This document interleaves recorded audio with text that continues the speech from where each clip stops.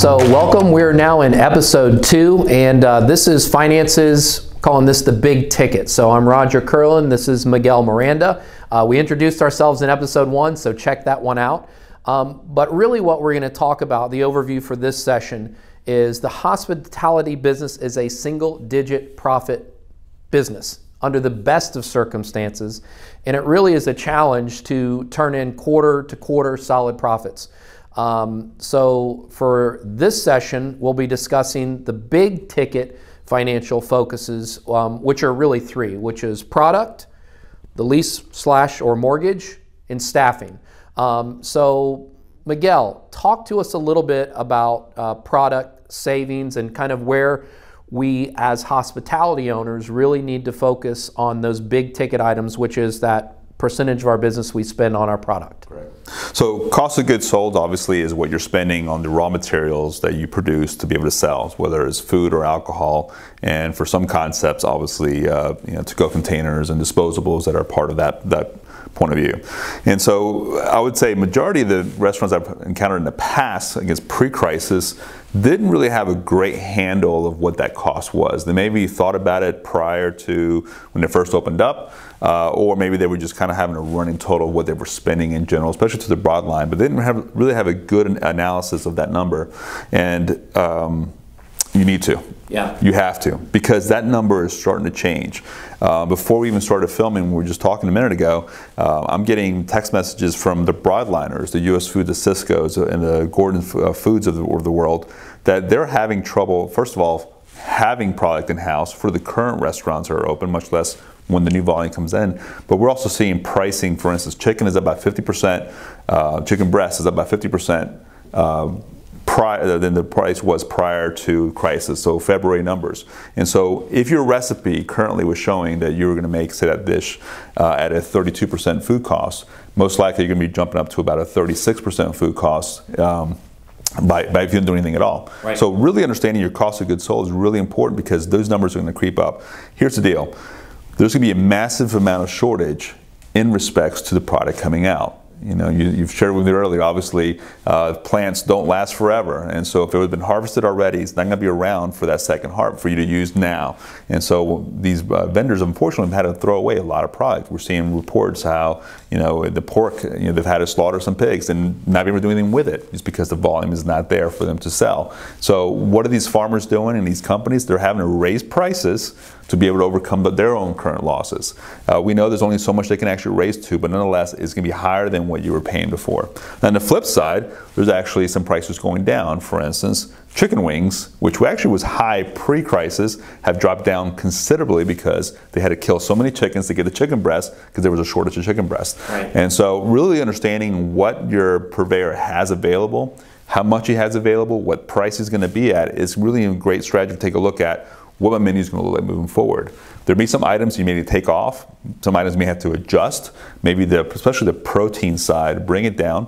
Right. One thing I would definitely do is look at your your menu mix prior to the crisis, and most likely my thought is they're going to be very similar post coming out of this, and really focus on your top 5 items that you sell the most of. You're going to be heard for a lot of time, so don't try to dig on every single menu item. Look at the things you sell the most of, and focus strongly on bringing those prices down as much as possible, either by shopping around to a better cost, changing it out to a different item, if you can do an exchange, or looking at your portion sizes and bring it down to a smaller portion size that still delivers value to your customers. It still doesn't really change too much of what the item is, but it does bring you a couple pennies back. We are the business of pennies, and so you got to start finding that in your menu somewhere along the way. Well, and I also want to jump in with what you said, Miguel. Places don't want to interfere with their bread and butter, those items that they're known for, certainly. And while you can do some portion control, you don't want to do it to the degree that the consumer really is turned off by the new product.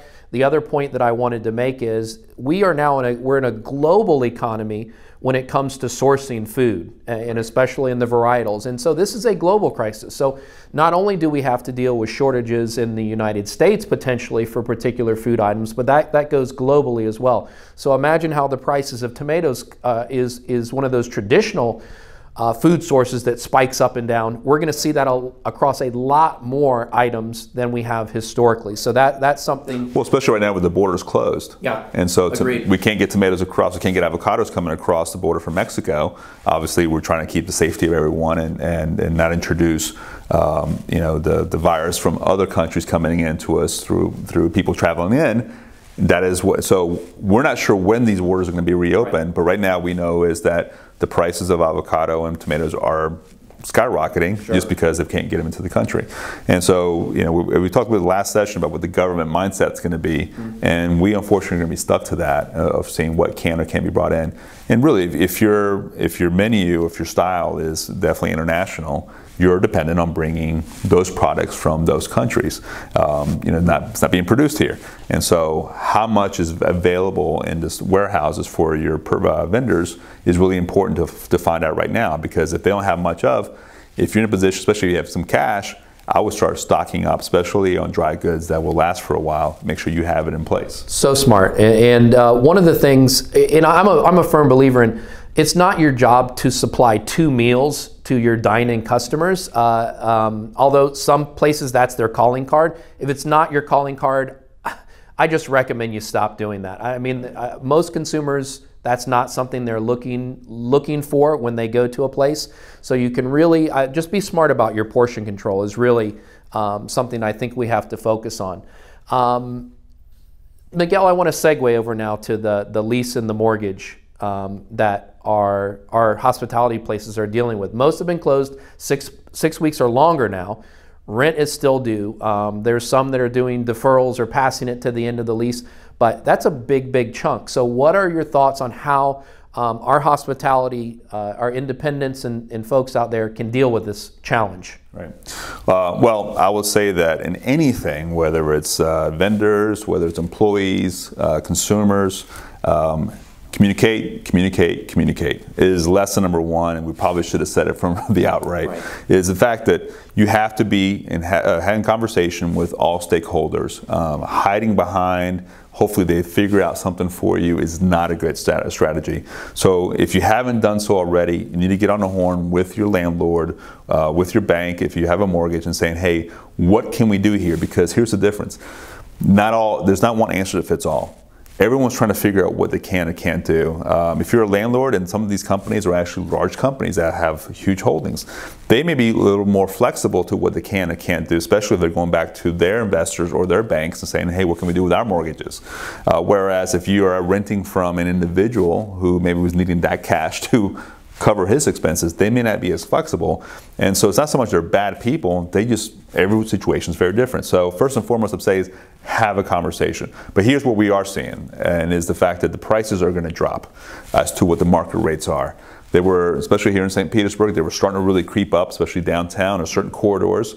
And we know good and well that as demand for that retail space, the commercial space is going to go down because restaurants and other companies that go down are going to go out of business, then there's going to be more supply. And so what we're seeing right now is certain people having conversations with their landlords saying, how do we renegotiate to a pretty much a market rate? A manageable. Right, well here's what's going to happen. If I go out of business because I can't afford it, then who's going to come into your space, Roger? Right. And what rate are you going to charge? Right. So if you were charging me, say, 30 a square foot, right, but the market rate is dropping down to 22. Right. If I say, hey, you know what, I'll pay 24, 25. Right. Now you can say, well, I can't do that. Fine. I leave. What do you have coming in? Right. At 20 to 20 maybe. Right. And so that's really something the landlord's got to take a look at. But I think if you're in conversation with them, you can walk this out and have a good a good conversation for them to see that. Yeah, I think the conversation has to happen, as you said, Miguel, because you have to know for long term what you're going to be up against. If you're going to have a landlord that can't budge, and maybe it's not about being mean, it's just financials, you've got to know that. Because at some point, you've got to do that P&L analysis, and we'll be talking about that in another session really deeply. But absolutely, you have to have that conversation. There are also third-party people that will step in and help make that conversation more neutral. Correct. To help folks come together for that. So as we get information on folks that can do that, we'll certainly post that on the Facebook page as well. The the other thing is, and Miguel maybe speak to this just for a second, some landlords may be open to substituting or decreasing the rent in exchange for a percentage of sales, which kind of gives skin in the game for both and is more reflective of what the business becomes. So speak to that just for a moment. Yeah, so obviously, first and foremost, looking at what kind of lease deal you had in the first place. You know, what did it look like? And so for some of us, it was a triple net deal. We're paying a set price, and you're recovering pretty much a lot of the costs were associated to the landlord. Now, part of the negotiation could be you could cross over some of those costs over to the landlord that they may able to take on, and that helps you out. And what you're alluding to, obviously, is a percentage of revenue, which honestly, you know, in the past, some people say, hey, I don't like that because if I, you know, why are they going to win when I'm the one doing all the hard work? And so the reason why that situation would be in place is because generally those leases have a very low hurdle to start off with, and that helps you in these situations. So if you had a lease like that back then, or at least originally, current situation, you actually come out okay because your hurdle is not so high, and you can actually, you know, take the loss of sales and be okay with it, which right now you wouldn't have. So yes, if you can convert that lease to something differently, you know, something like this will definitely help you out. Just know that if you hit out of the ballpark, you are going to pay more. But right now, we don't see that happening. Sure. There are certain businesses that are going to hit out of the ballpark.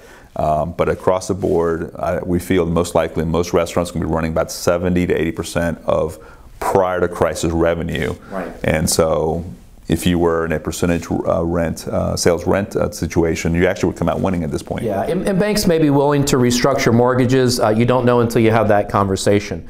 One of our other big costs as hospitality owners is staffing. So prior to the crisis, you know, staffing was it was a challenge in the industry. Finding, training, keeping the right team was difficult and really driven by the lack of a talent pool, which was itself driven by low unemployment, the gig economy, the overbuild in the industry. So the new challenge we see, Miguel, that you and I have talked about, is bringing back the right players to make the new hospitality model flourish at your location. So maybe talk about what does that look like? How do our owners focus on that part, the staffing part? So first and foremost, you have to take a look at what is the labor model in general. And if you don't have a good understanding of what it was before for you, then I encourage you to study it and figure out what made it work. But most likely, unless you're fine dining, you're probably going to make an adjustment to your labor model moving forward. And what do I mean by that? It is how many hours of labor you're spending for how many dollars are coming in or how many hours are going by per day.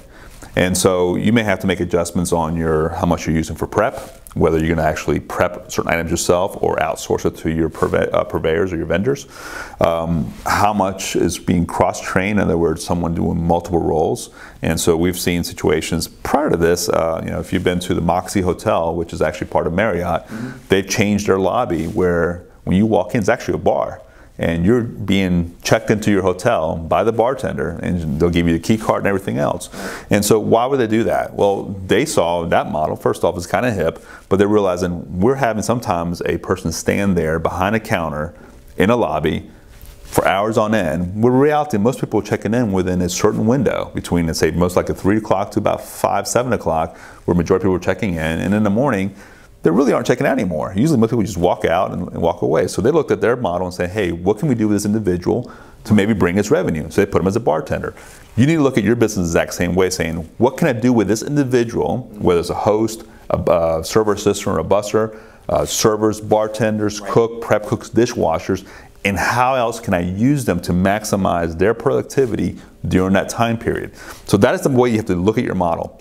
Once you have that model in place, they have to look at it and say, okay, who am I working with? Right. And what is their aptitude and their skill sets? Right. You know, I have a client we're looking at, we need to hire some new people, kind of getting ready for the opening, and he sent me over his old, you know, job ad, and as I said, what are you doing? He's like, well, I'm looking out for cashiers, I need this. I said, all this is out the window. We're looking for only one kind of individual, because he's actually a quick serve restaurant. I said, you're looking for people who have maximum availability, which we always wanted that, but we're looking at someone who actually can, first of all, speaks English in the situation, also Spanish, because it's a bilingual type situation, but they can actually talk to a guest, they can do light prep, Right. They can actually, are not afraid of being in the kitchen, right. and that gives them maximum flexibility. So his old job ads are being thrown out the window because they would bring in the wrong talent, right. And then you're wasting time talking to somebody who potentially I could love do that. something. I love that, Miguel. That multitasking, and one of the things, it's not time to bring back everyone.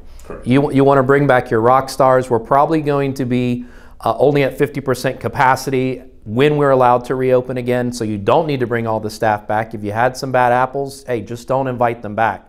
But as you said, the key is multitasking, so bringing back those versatile players that can do a lot of different things for you, so you can swing into, if it's the to-go, the delivery, the dine-in, the catering, whatever you're doing at the time, the team can segue to that. So I think that's so smart. One of the silver linings is we're really going to have an expanded variety of hospitality workers to choose from as hospitality owners when we reopen our places, because there are a lot of places that unfortunately are not going to make it out of this crisis. So what are some of the challenges? I know one of the challenges is staff out there is collecting unemployment. Well, they may be making more in unemployment than they can for working, right? So some of that staff you may not have access to. So what are some of your other thoughts about how you put that perfect team together? So I think the big question you have right now is, how much capital do I have to start bringing these people in and paying them correct rates prior to opening? Right. And so for some, that's why the PPP was important. Not so much they had revenue coming in to be able to use, and really most models were showing that very few restaurants were in that position where they had revenue coming in, the PPP would cover them, and they'd have additional cash, except for some of the quick serves still open. Majority of restaurants are not open yet, and so you need to start spending that money right now saying, hey, I need to pay you full rate and have a great training program to ramp you up into that situation. And that's what we said before. You need to be thinking today about what the opening is going to happen, because once your governor says you can reopen, let's say it's 2 weeks from now or a week from now or 4 weeks from now, everyone's running full speed and everyone's already going to start hiring. My guess is, based off what I've seen in the past by restaurant owners, most of them wait because they're kind of busy. If you're open, actually, you would think they have an advantage, but sometimes they don't, because those owners are actually the ones doing the cooking and they're doing the deliveries, and they don't have time to think. So right now I need to carve out time for you to think about it, saying, all right, what is this model going to look like? And once I have that, then I can go slowly and start bringing people in one by one. But you're going to have to pay them up front, and that's a tough part. So if you're out of cash, it really makes it to us. Yeah, it's almost that's what the PPP needs to be leveraged for. Yeah, now. It's really the working, and that's the one thing I've said to people is PPP would have solved your payroll, but it really was meant to create some sort of working capital that you lost. Now, for some people, I know that it depends what state you're in. You've had deferment on your sales tax. There is some talk about potentially making that sales tax due into a loan that would be paid over time, and that really would allow you to use that sales tax money to be able to fund that reopening. One of the other thoughts for if you are having trouble getting that team back together again is look at players and staff that you might have lost in the past that you didn't want to lose, that went to somebody else, the competition, that that might be available now. And oftentimes businesses keep those contact information. So think about some of those prior stars about potentially bringing them back. The back of the house was one of the hardest positions to fill on a consistent basis before. I don't think that's going to be an issue now. We're looking probably at about 1,000 local cooks that will be unemployed if you just look at the 25% closure rate of independent restaurants. So starting to look for those rock star chefs and cooks now, really, really good time to do that.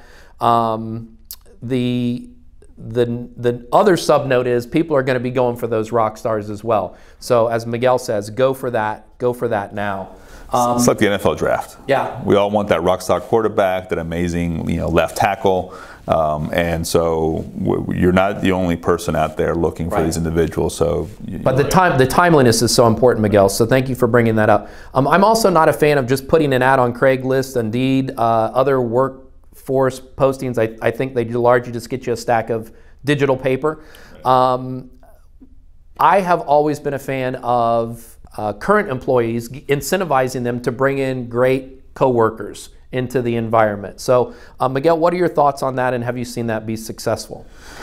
I have, and obviously it does work. I mean, the mindset is that most of us spend majority of our awake time at work, and so if you're at work with your friends, the people you like getting along with, it creates a better culture and a better work environment in general. So incentivizing your employees to bring their friends or people they've worked with in the past, it's the fastest way, and honestly, you're going to get a real story who that individual is.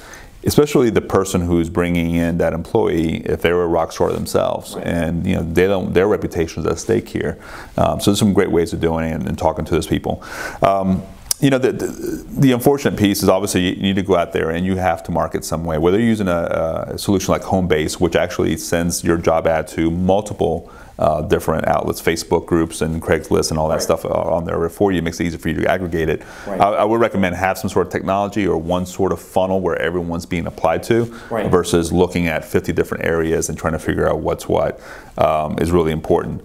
And obviously social media, let people know. And it actually does two things. One, it lets your audience know that you're wearing back, that you're coming back in business. They get some excitement versus, hey, we're not sure when's going to reopen, we're still shut down, and even the ones that have been open, you're working a limited phase. Actually, we had some food last night from takeout, and we went to the location, and we did the curbside, and we pulled up, and we texted a number, and we waited about 15 minutes, nothing. Eventually, we walked in to say, hey, we're here. And they only had very limited staff, and although we felt for them, we recognized the situation. I look at it from a leadership point of view. They missed out the fact that there's a certain volume coming out there, and then they actually staff up for that volume.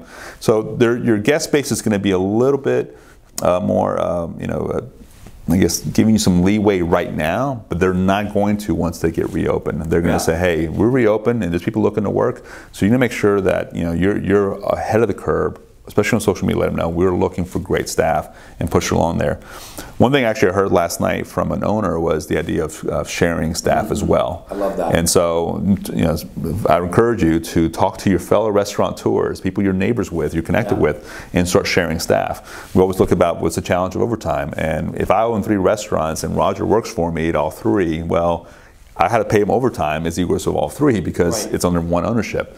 But if we're in different ownership, then obviously he can get more pay for himself, working at 2 different restaurants. But if if I built a relationship with that other owner, we can actually really look at maybe Roger works mornings for him and works for me at nighttime or certain days of the week, and that allows him to maximize his income, albeit with a great relationship with the owners.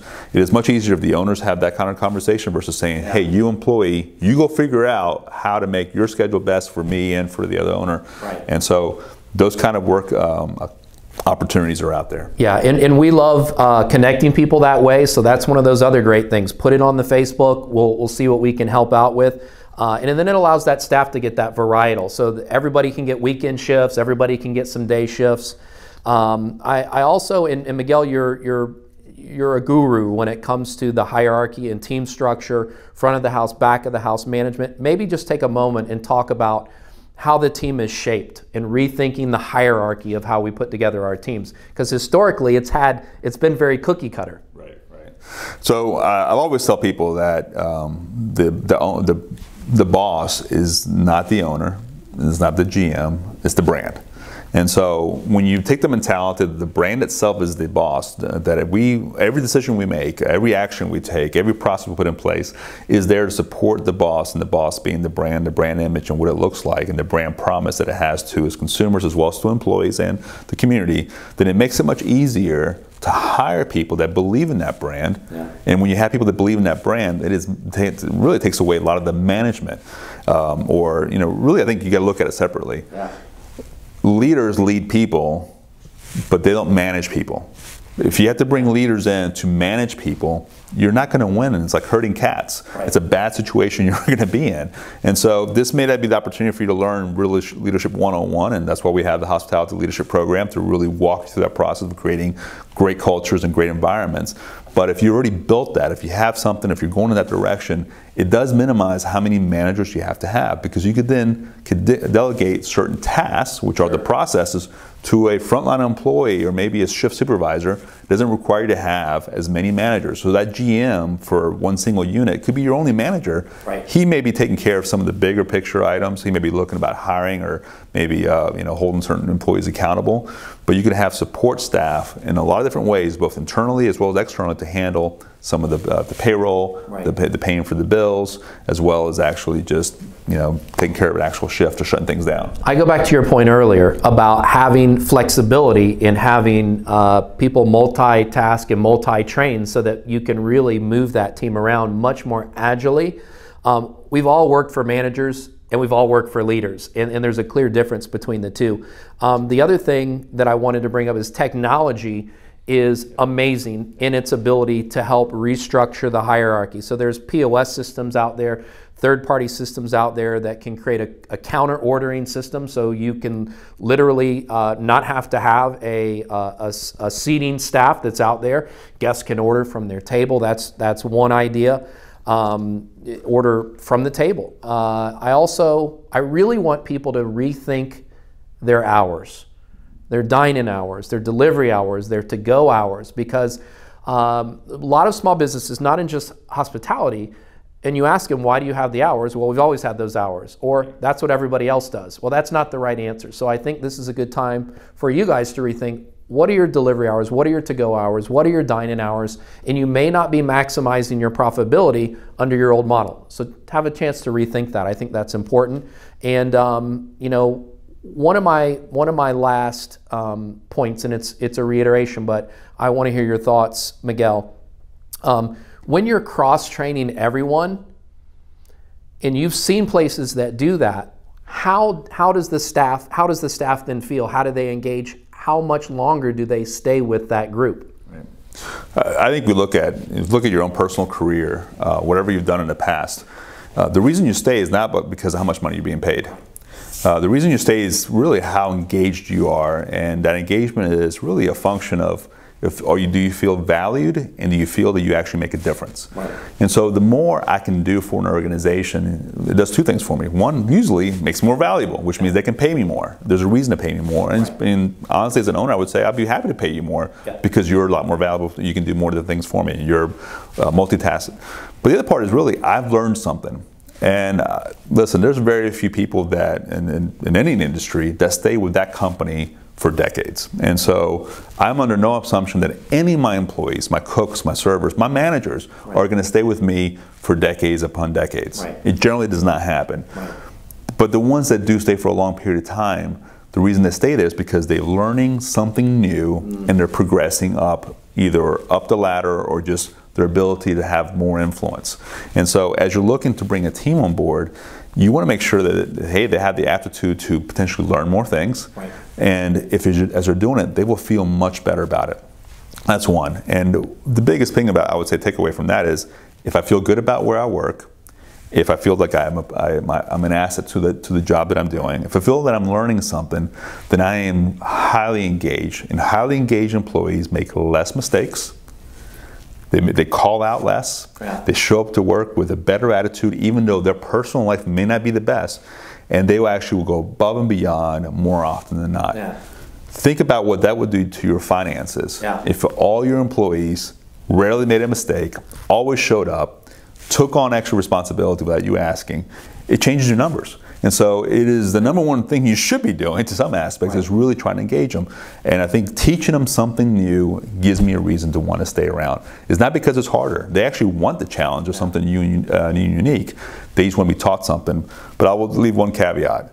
Telling an employee, hey, go work this station, even though they've been there for 4 years, is not cross-training. Right. You have to be deliberate. You have to think about it. How am I going to train this individual? What am I going to teach them? Who's going to teach them? How am I going to give them feedback? And we're going to go later into a deeper dive on that aspect. But it's something you have to think through. But it will pay off dividends for you if you actually do it correctly. Absolutely. So thank you for joining us for episode 2. This is Finance's Big Ticket, right? So you guys get into these 3. Look at that product. Look at that lease, look at that mortgage, and look at staff. So thank you guys, and see you on episode 3. Take care.